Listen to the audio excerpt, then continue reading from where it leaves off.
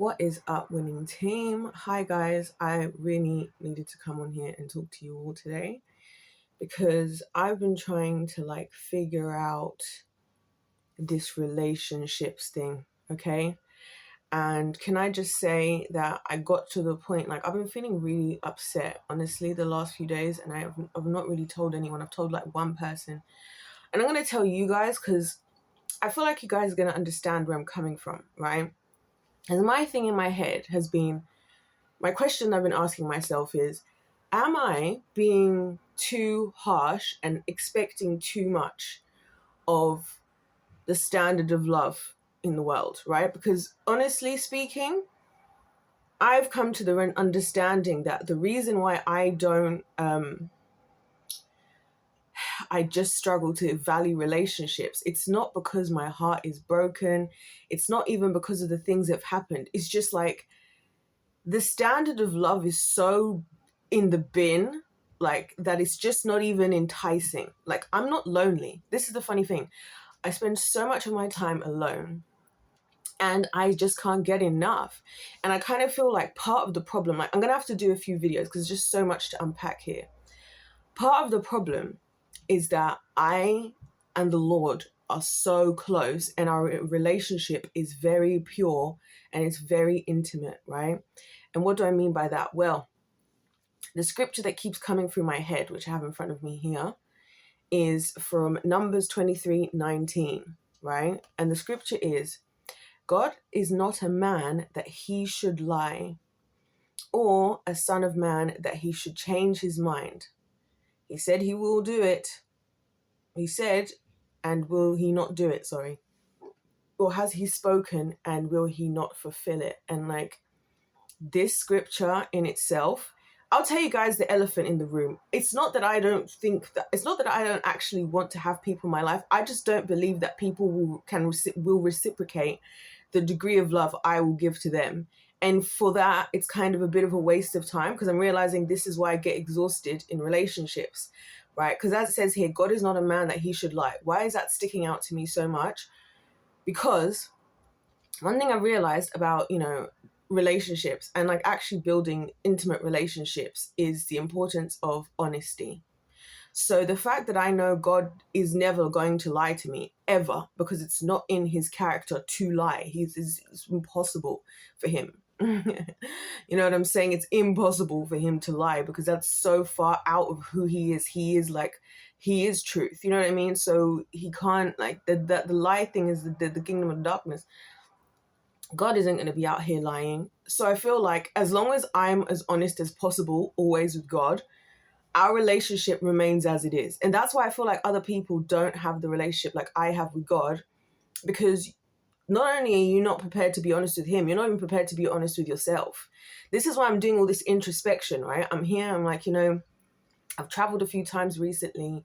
I've done a few different new things. I've also met new people this year as well. Again, it's one of the reasons I'm feeling overwhelmed because I just do have a lot of messages on my phone. I don't think people realize. I'm realizing I don't think people really have that much access to people trying to contact them like I do. Now, don't get me wrong.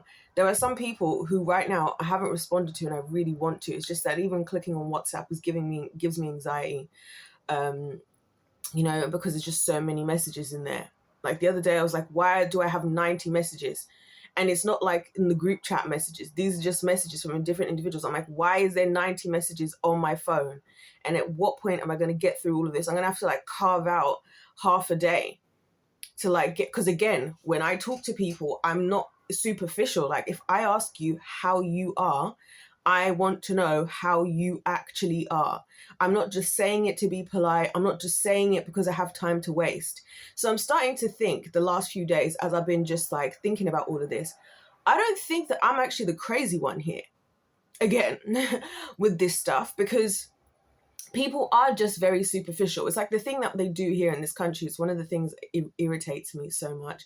This thing of being you're right. That's kind of a hello, you're right. And we just say it back to each other. You're right. You're right. End of story. Right?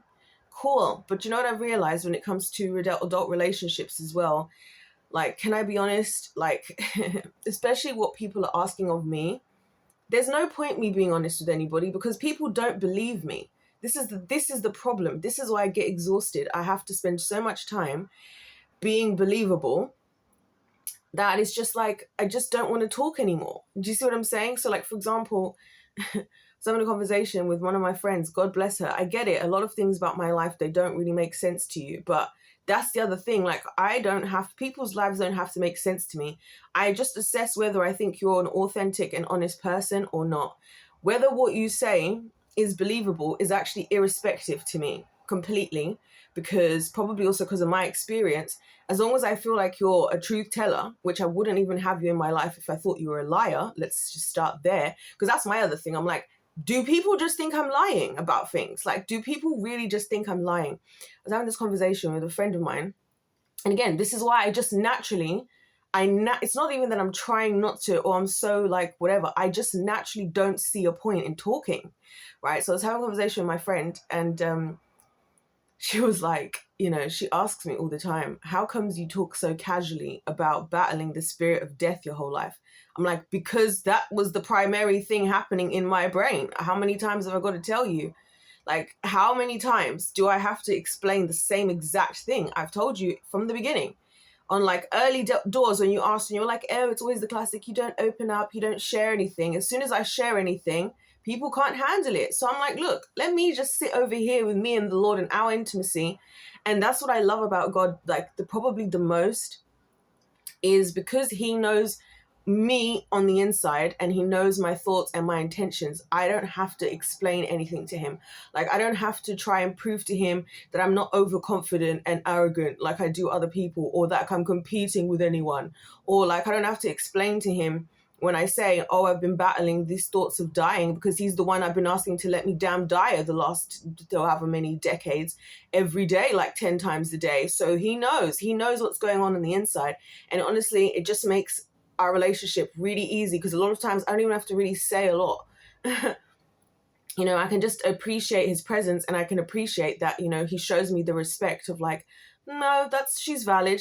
This did happen, or she did go through this, or she did go through that, And so again, it's one of those things where I say to the Lord, I'm like, God, I can happily form superficial relationships with everyone. I don't need anybody to be on my side, because I got the whole of the freaking Godhead as my little support system. So I don't need people to like believe me. But the problem is that other people have the problem when they feel shut out. And I'm like, well, what do you want me to do? What do you want me to do? You're the one who doesn't believe me. You're the one who's struggling. You're the one who, again, or on the note of honesty, is not even honest with yourself. So I've been realizing, honestly, it's like, sometimes it feels like forming relationships with people, it's like I'm really lowering my standards, to be honest.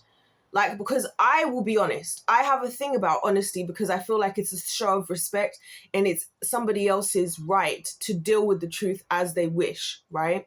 It's not my right to manipulate. I find lying is manipulative, because now I'm trying to control the situation, right? In some way, whether that's lying to myself or whether that's lying to others. So I try to be as honest as possible, right?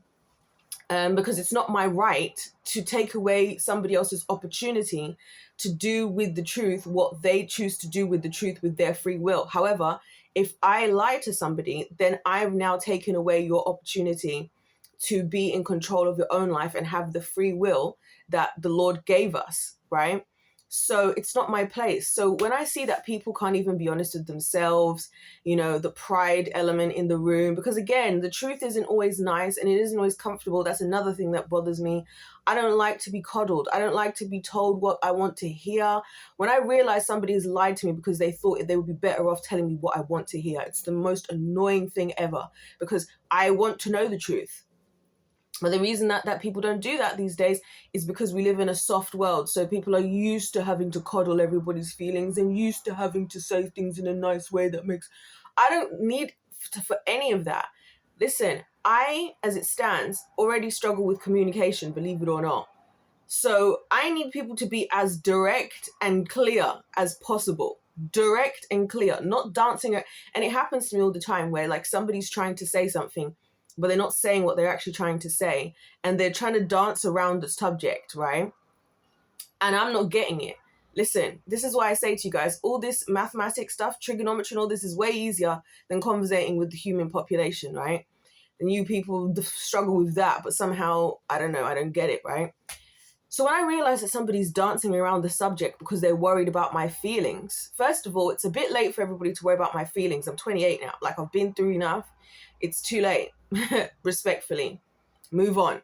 I'm fine now. I'm good.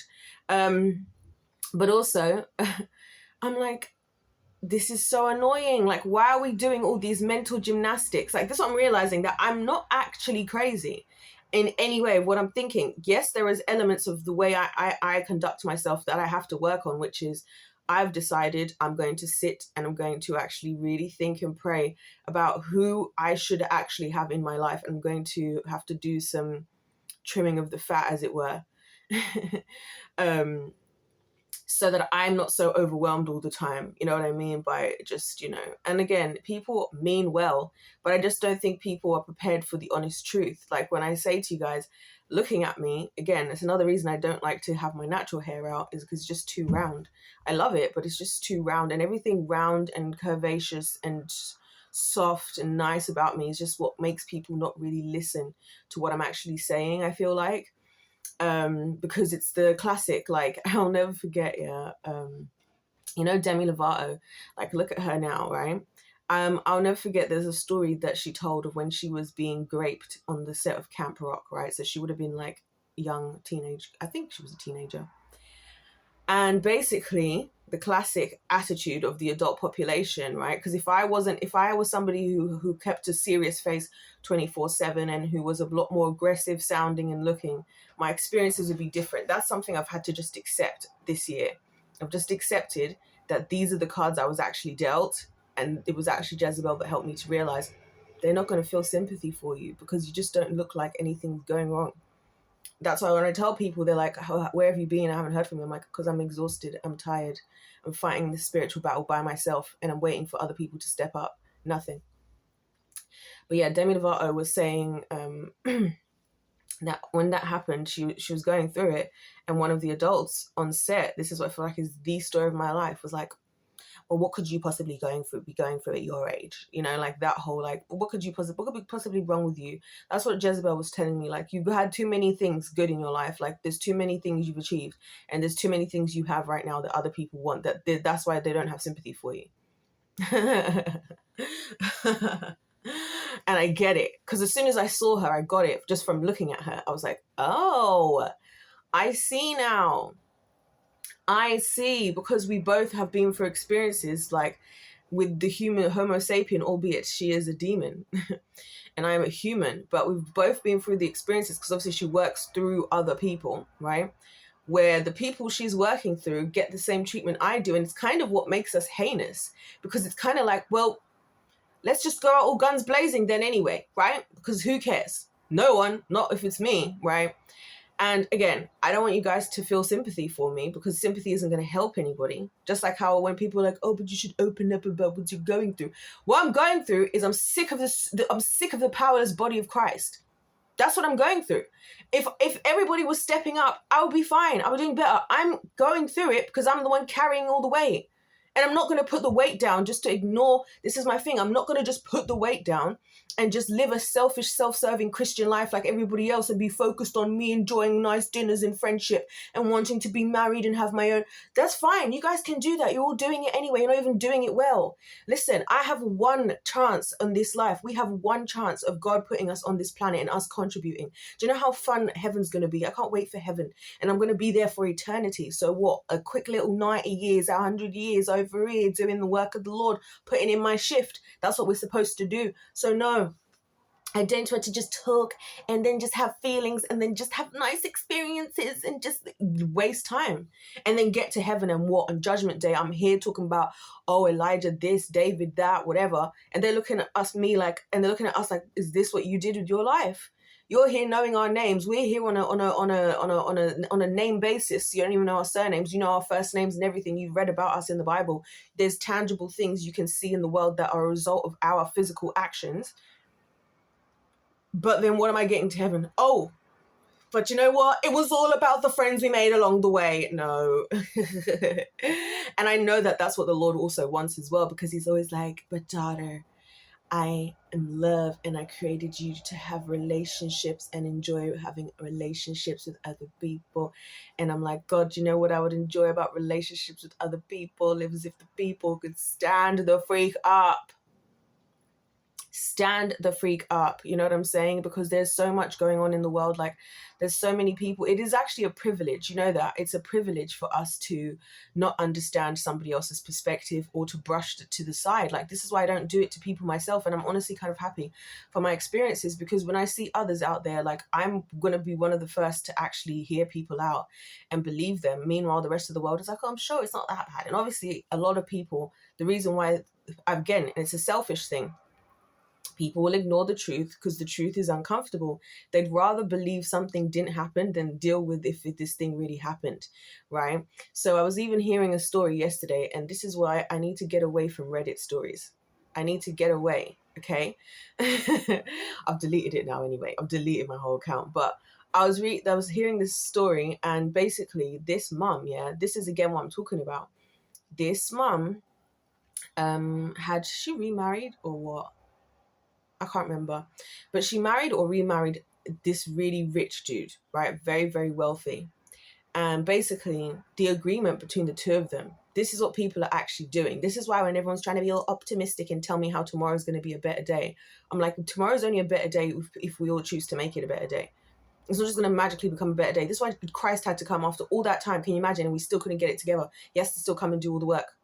This is why I respect the Lord, and this is why I will focus my attention on him, because he's doing too much. He's done a lot.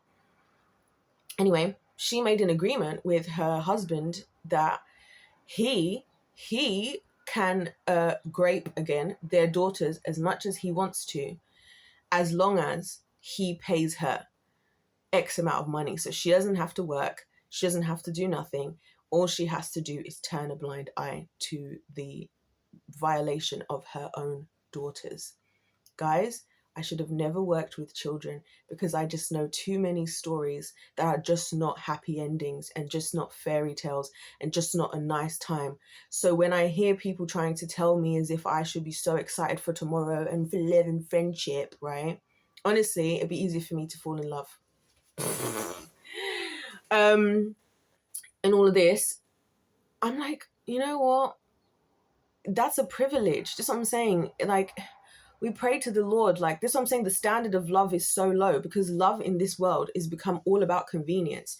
Friendship has become about convenience. I'm only going to go this far and I'm only going to do this much. Like, this is why certain arguments and things I just don't even have the time to discuss. Like, I'm not going to sit here discussing how much money everyone's paying at my freaking birthday party. It's my birthday party. I'm paying for it. I'm happy to do things for everyone. I'm not here second guessing how, oh, you're hungry, oh this, oh I'm tired.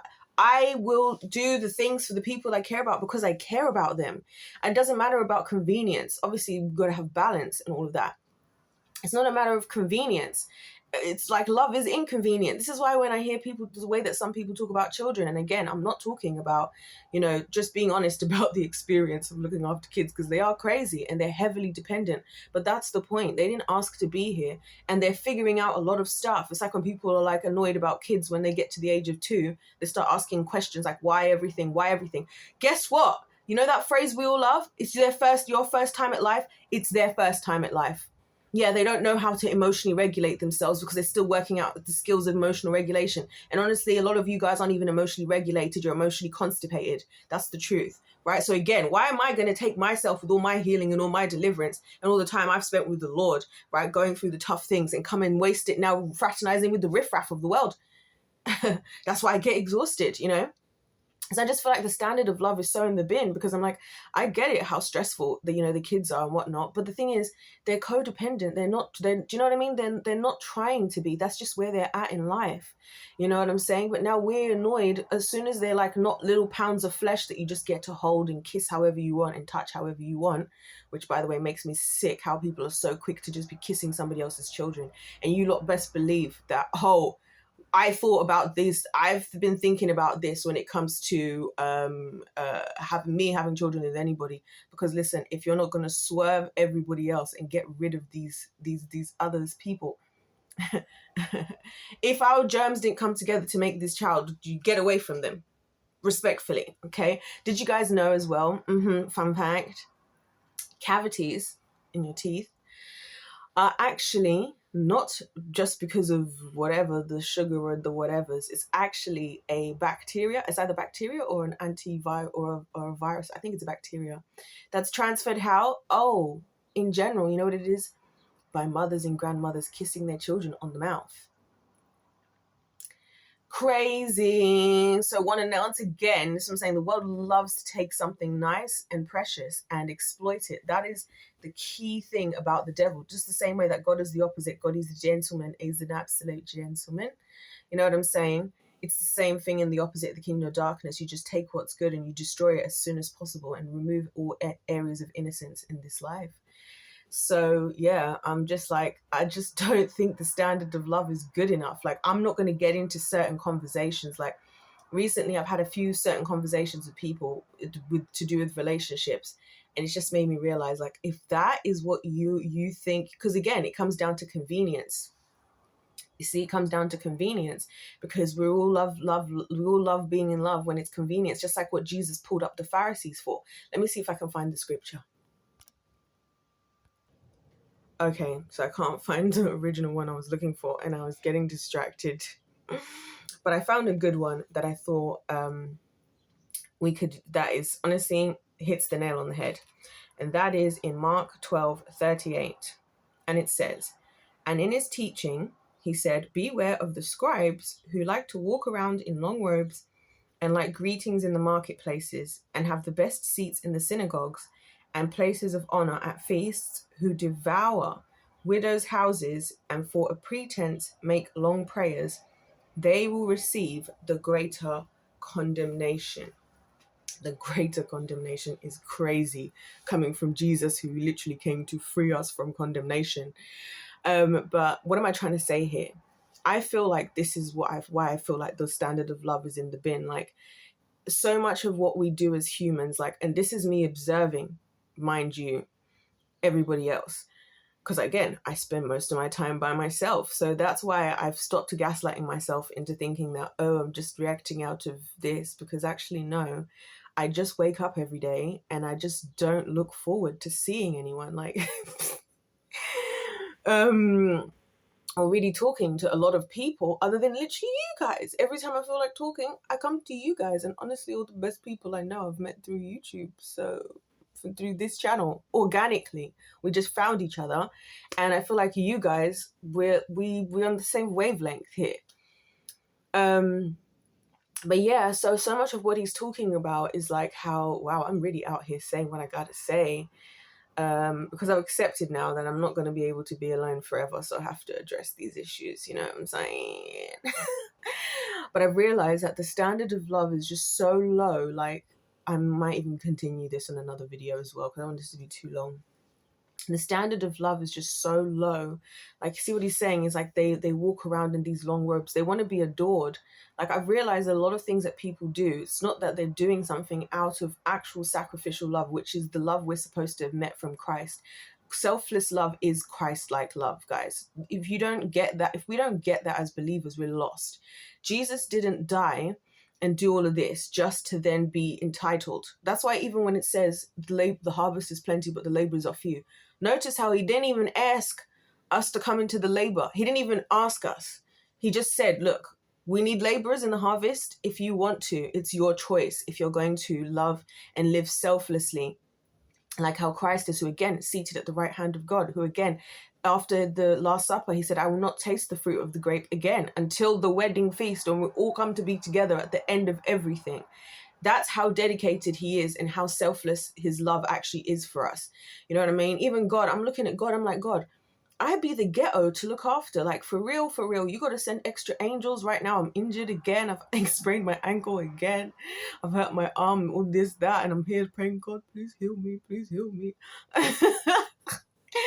And all of this, meanwhile, as if he didn't create this entire planet for us. He doesn't forgive us constantly. He doesn't like give us another, like he's literally, even the way that he's just so forgiving, it does bother me a little bit. Albeit I'm grateful for it, but just to see how willing and happy people are to just speak to him in such an ugly manner. But it's like, for God, his love is so much more.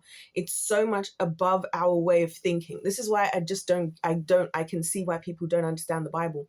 The way that God does things, it's not about what he gets in return. It's about who he is in his own character.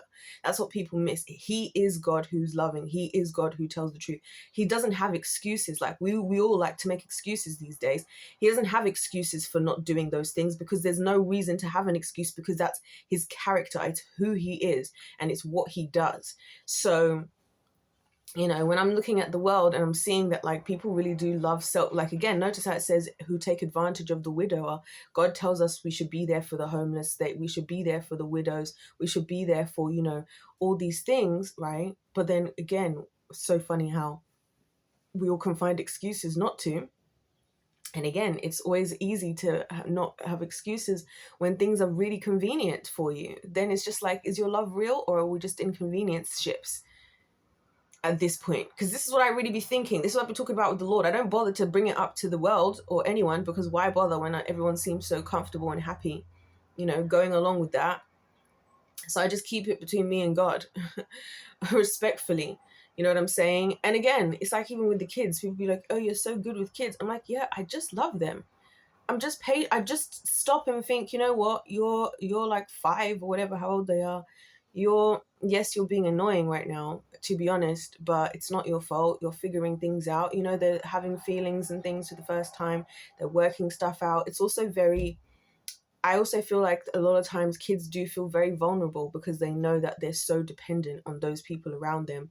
And so there's a part of them, especially as they get older, that actually builds up a lot of these walls, or bad behavior, as others would say, because they feel unsafe. You know what I mean? The most important thing for kids to actually feel for their development isn't an education, and it isn't just the food on their plate and the roof over their head and the clothes on their back. It's actually a safe environment.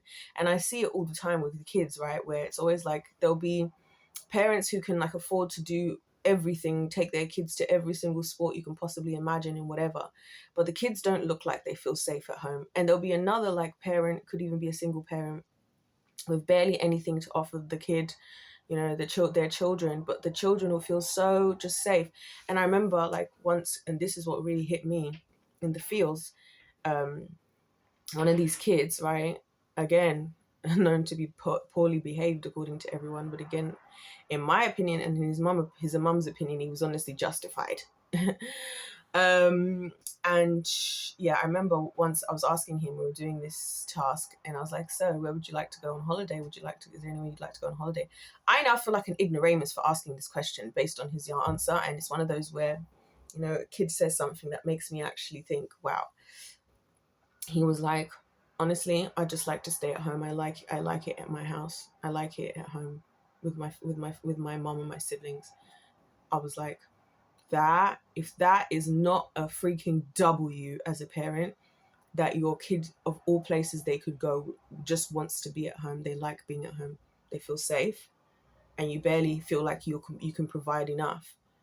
This is where, again, I think parents lose the understanding of what they're supposed to be doing, because it's like, you'll take so much pride in, oh, I provided for this, and I provided for this, and I provided for this, but the one thing you didn't provide was safety. The one thing you didn't do was stand up for your kid, like, when they were going through something, because again, it's inconvenient. You don't want to have not have Uncle so-and-so cut him off out of your life, because then it's going to be awkward at Christmas dinner. You know what I mean? You don't have to go and report something to the school, because then it's going to cost you all this extra effort, and you're already tired from work. Well, guess what? That's when love means something. Look at Jesus there crying in crying tears of blood. He was beaten so much that he was unrecognizable. This is why I'm getting sick of these Jesus on the cross things, and he just got a little, like, he's just got the nails in his hands and in his feet. No. Let's see what this man really did. He was unrecognizable, you guys. He did the most inconvenient thing ever. And then we have the actual audacity and delusion to think we're in any place to try and think that we're Christ-like. when a little bit of inconvenience and we find any excuse not to have to love people the way they deserve to be loved. No, sorry, I don't feel bad anymore. I don't feel bad. I've come to the conclusion that I'm going to think and pray about a very small amount of people. You know what I mean? I already know some of them. Honestly, a lot of them are the winning team again. And I'm leaving the rest of the world out there, because that's not the love of Christ. That's not the love of God. Like, that's what I basically realized. Like, I'm truly living in the, when you become so spoiled by like the relationship you have, like with the relationship I have with God. I'm just so spoiled with it that like I'm not expecting it to be the same. But my love and how I love people pours out from my relationship with God. And I'm just like, you guys, the standards are in the bin. Love is in the bin. The standard of love is in the bin here. And somehow we still think we're Christ-like. That should be the title of the video. Anyways, I'm going to come back again because I got a lot to get off my chest. I'm doing a lot of thinking and, conversating with the Lord, and a lot of crying also, just because it's just sad. It's sad that we've really just accepted, like, even these things like therapy. It's like, it's just an excuse for the fact that people don't know how to talk anymore.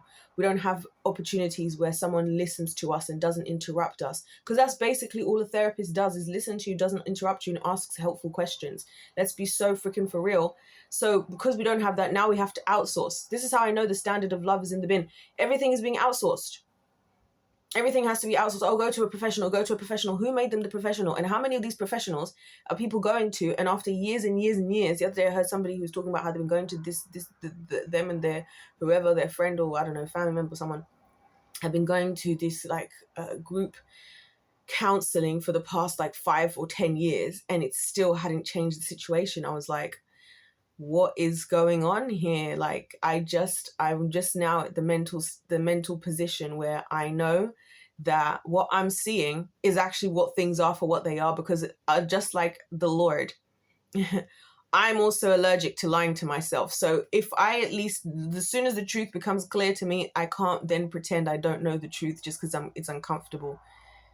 Like I was saying about Christ, and thinking about all that he did and being literally unrecognizable from the amount of pain he went through for us, who, after he's just been denied by one of his own closest friends, he's been put into all of this because one of the disciples that literally saw him change people's lives the entire time.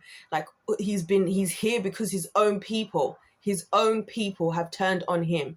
This is why I'm like, what is your Christianity? Genuinely, like, what is the Christianity of the world? This is why I said, look, it's not about my feelings. I'm gonna be fine. I got the Lord. But it's like, when are the laborers getting into the harvest? When? Because it's like, some of us are carrying, I will say, on behalf of everybody. It's crazy. Anyway, if life's a game, it's pay to win. I really. If life's a game, it's pay to win. God bless you all. God loves you. I love you. And I'll see you in my next one.